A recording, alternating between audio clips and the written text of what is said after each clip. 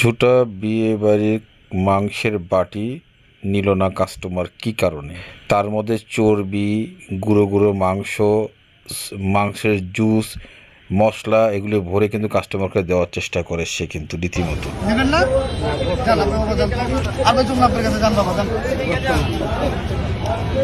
মাংস না নেওয়ার কারণে কিভাবে খারাপ ব্যবহার করলো এই কাস্টমারের সাথে জীবন।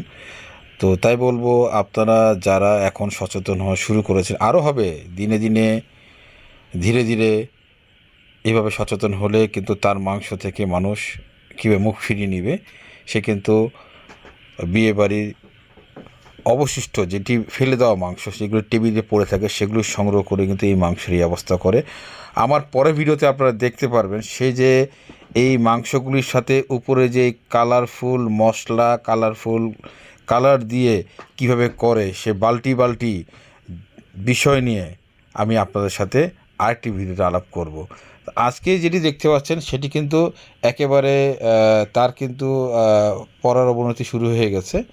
তো ধীরে ধীরে কিন্তু মধ্যবিত্ত যারা আছেন, যারা সাধারণ লোক, তারা জেনে গেছেন কিন্তু।